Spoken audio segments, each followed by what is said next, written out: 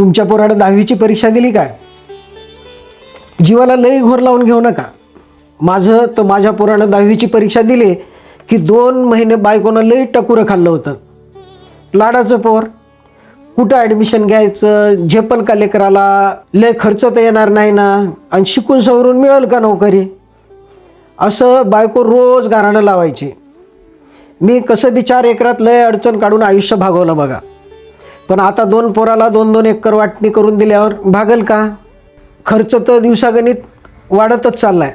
पण माझा चांगला अनुभव सांगतो, पटलं तर बघा. 10वी नंतर आर्ट्स कॉमर्स करून काही मजा नाही बघा. लई शिका आणि 20-30 लाख रुपये द्या संस्था चालकाला नोकरीसाठी. नाही तर करा फुकट नोकरी 10-12 वर्ष. बरं, MA पस्तोर शिकून गावातली लई पोरं म्हणतात MPSC करतो. आता 40-40 वर्षाचे घोडे झालेत, अजून बी तेच सांगतात MPSC करतो. नोकरी बी नाही आणि लगीन बी नाही. आता काय 50 वर्षात झाल्यावर लगीन करणार?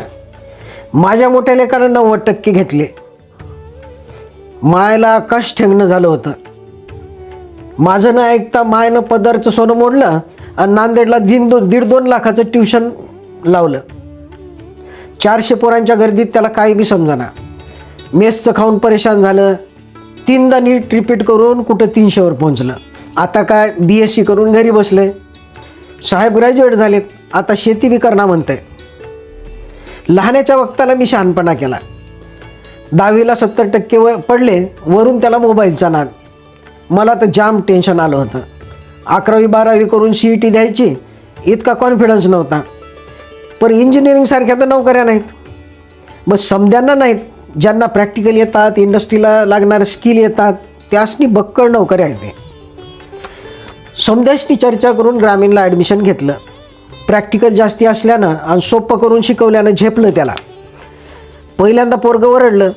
आईजवळ गारानं मांडत होतं, लई स्ट्रिक्ट आहे, ग्रामीणमध्ये लईच मेहनत करून घेतात, सुट्ट्या नाहीत, रोज अभ्यासन असाइनमेंट काय ते करायला लावतात, हॉस्टेलमध्ये राहणाऱ्यांना 6 ते 8 लायब्ररीत अभ्यासाला पाठवतात, 2 मिनटं उशीर झालेला खपत नाही, बक्कळ सांगत होतं. पण मी पोराला आणि त्याच्या आईला एक दिवस बसवलं आणि सांगितलं, हे बघा, फुटबॉल मॅचमध्ये जर बॉलला हातात घेऊन जागेवर ठेवून कुरवाळत बसलं तर गोल होईल का? नाही ना.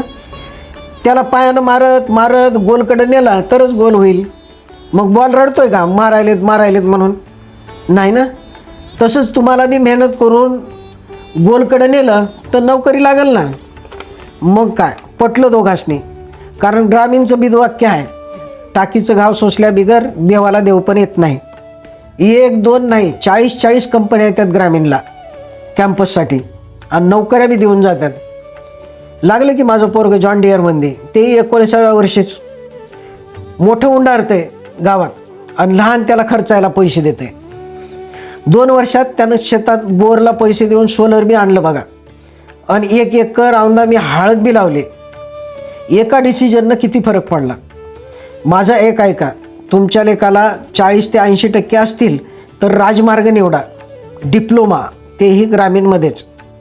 खर्च बी कमी आणि तुम्हाला वाटलं तर करा की डिप्लोमानंतर इंजिनिअरिंग, ते बी फक्त 3 वर्षातच.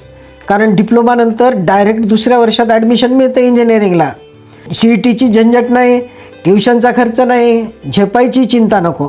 आता चिंता सोडा आणि चला तर मग ग्रामीणला ॲडमिशन घ्यायला.